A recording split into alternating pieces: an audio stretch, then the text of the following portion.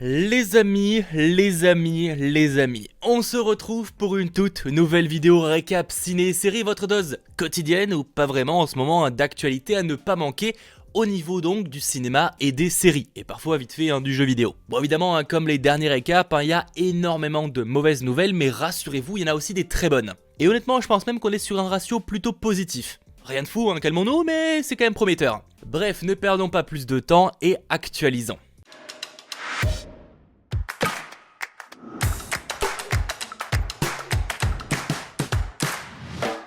Commençons par une actualité un peu hypothèse, ou en tout cas fusion des deux. Je vous annonçais déjà dans le précédent récap qu'après plusieurs semaines de fermeture, la Chine réouvrait petit à petit ses cinémas. En revanche, ces derniers ne peuvent pas vraiment compter sur les nouveautés pour réattirer des gens dans les salles. La solution adoptée, ressortir d'anciens films tels que Harry Potter ou encore Avengers Endgame et Avatar. Et c'est ces deux derniers qui vont nous intéresser. Vous n'êtes sûrement pas sans savoir que ces deux géants sont actuellement les films ayant rapporté le plus au box-office hors inflation. Avengers Endgame est passé devant la production de James Cameron, mais dans les faits, il n'est devant que de 7 petits millions de dollars, ce qui à leur échelle n'est pas énorme. Ce que je veux dire par là, c'est imaginer que cette rediffusion en Chine permette à Avatar de repasser devant. Ce serait assez fou et assez improbable. Bon, j'ai aucune idée de si ça va vraiment arriver, mais c'est techniquement possible. Pour information, Avatar n'a rapporté à l'époque de sa sortie que 200 millions en Chine, contre 600 millions juste pour Endgame. Ce qui veut aussi dire que beaucoup de Chinois sont passés à côté. Dans un autre genre, ça bouge aussi du côté de la série The Walking Dead. Après le report du spin-off World Beyond à une date inconnue, la chaîne AMC vient d'annoncer qu'il ne pourrait pas terminer l'épisode final de The Walking Dead saison 10 à temps. Le 15e épisode, prévu pour le 5 avril, sera alors le dernier épisode de la saison 10, et quant au 16e qui devait à l'origine clôturer, il est transformé en épisode spécial dont la diffusion aura lieu plus tard en 2020. Série qui prend aussi du retard, ce sont celles de l'Arrowverse. La CW confirme que les épisodes de Supergirl et Batwoman du 29 mars seront des rediffusions, et que la reprise de ces shows n'aura pas lieu avant le au moins 7 avril, voire même plus. C'est encore difficile à déterminer. C'est aussi valable pour Flash et Legend of Tomorrow. Toujours plus en vrac et surtout positif, on a la confirmation que l'acteur bien connu J.K. Simmons sera le guest du prochain épisode de la sitcom Brooklyn Nine-Nine. Entertainment Weekly vient même d'en poster une image. Sitcom que je vous recommande vraiment de fou, c'est disponible sur Netflix, et la saison 7 est diffusée juste après les US sur Canal. Avec ce confinement, si vous savez pas quoi regarder, ça n'hésitez pas. Côté Netflix, sinon, on vient d'apprendre qu'une nouvelle série sur la franchise de jeux Angry Birds est en préparation. Intitulée Angry Birds Summer Madness, elle sortira sur la plateforme au logo rouge en 2021. Chaque épisode va durer 11 minutes et aura le même humour et ton que les films Angry Birds. Concernant le synopsis, ça raconte les péripéties d'oiseaux bien connus lors d'un camp d'été, à base de farces, d'explosions, mais aussi d'attaques de cochons de l'autre côté du lac.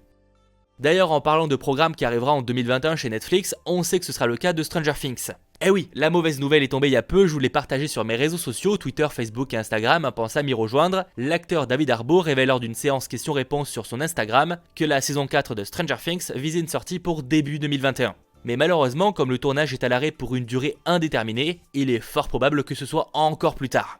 Probablement mi-2021, voire même fin 2021, là ça puerait vraiment, tout dépendra du temps d'arrêt. Dans tous les cas, c'est plus loin qu'espéré, même si ça semblait de moins en moins probable, on peut donc oublier une sortie en 2020. La saison 3 est sortie pour rappel lors de l'été 2019, ce qui voudra dire qu'il y aura plus d'un an d'écart entre les deux saisons. Autre actualité Netflix, Variety nous apprend que le service vient de commander 2 nouvelles saisons à la fois pour Love is Blind, mais aussi The Circle version US. Ah, et je voulais aussi vous en parler, je sais pas vraiment où placer ça, mais Hulu vient de poster un premier trailer pour la série Solar Opposite par le papa de Rick et Morty. Et franchement, ça me semble bien déjanté, une fusion étonnante entre American Dad et Rick et Morty. La série sera disponible en intégralité sur Hulu aux US le 8 mai 2020. Et pour ce qui est de la France, on ne sait pas vraiment qui va proposer ce show, ni même si ça va arriver. Côté casting, pour enchaîner, Deadline confirme l'information de Making Star Wars comme quoi les acteurs Michael Biehn et Bill Burr ont rejoint la saison 2 de Star Wars The Mandalorian. Bill Burr sera un tireur d'élite impérial devenu mercenaire, alors que Michael Biehn jouera un chasseur de primes du passé de Protag Mando. Ce qui est assez marrant je trouve, c'est d'apprendre tous ces noms d'acteurs plusieurs semaines après la fin de tournage. Comme quoi la production s'est faite très discrètement. La saison 2 de Star Wars The Mandalorian est prévue pour l'instant pour octobre 2020 sur Disney+. Passons à une anecdote. Vous l'ignorez peut-être, mais il fut un temps où Patty Jenkins, réalisatrice de Wonder Woman, devait se charger du second opus Thor. Mais cette dernière a finalement quitté le projet et on sait maintenant exactement pourquoi. Enfin, pour être honnête, on s'en doutait pas mal, mais là c'est elle-même qui le dit. Elle explique dans une interview qu'elle ne pouvait pas faire de bons films avec le scénario qu'on lui a imposé, et qu'elle ne voulait pas ensuite qu'on l'assimile à cette production, en mode « Oh, c'est la faute de elle si le film n'est pas bon ». Pour elle, la seule raison de le faire, ce serait de prouver aux gens qu'elle le pouvait. Mais cela n'aurait rien prouvé si elle ne l'avait pas réussi. Elle est donc contente de l'avoir décliné, elle pense sinon qu'elle n'aurait pas eu de seconde chance. Et franchement, vu le carnage, difficile de lui en vouloir. Pour terminer cette vidéo, 2-3 infos Marvel. A savoir que si j'ai décidé de vous en parler qu'à la fin de vidéo, c'est que ça peut possiblement spoiler un ou deux détails que personnellement je considère comme mineurs, de Black Widow ou encore les Éternels. Sachant que pour les Éternels, il s'agit d'une rumeur, donc rien de certain. Si vraiment vous voulez ne rien savoir sur ces deux films, vous pouvez donc quitter cette vidéo. Concernant les Éternels, dont la sortie est pour l'instant toujours prévue pour novembre 2020, on apprend que les studios en charge des effets spéciaux s'en occupent à distance. Ce qui semble indiquer que la post-production est toujours en cours, ce qui est ma foi plutôt rassurant. Tout autant rassurant, c'est la rumeur qui vient de tomber, et qui est tout de même à prendre avec d'énormes pincettes, mais comme j'aime assez l'idée, je vous en parle. Selon MCU Cosmic, il se pourrait qu'à un moment, Eternals mette en avant le naufrage de la ville d'Atlantis. Le moment donc où la cité est passée sous les flots marins. Ce qui teaserait mine de rien la présence de Namor, même si la rumeur n'évoque pas du tout une apparition. Que ce soit fiable ou non, l'idée en tout cas est assez crédible. Eternals va se dérouler sur des dizaines de milliers d'années, ce qui va permettre l'introduction de nombreux détails ayant eu lieu dans le passé de l'univers Marvel. On sait notamment que le film va nous montrer à un moment l'ancienne Babylone.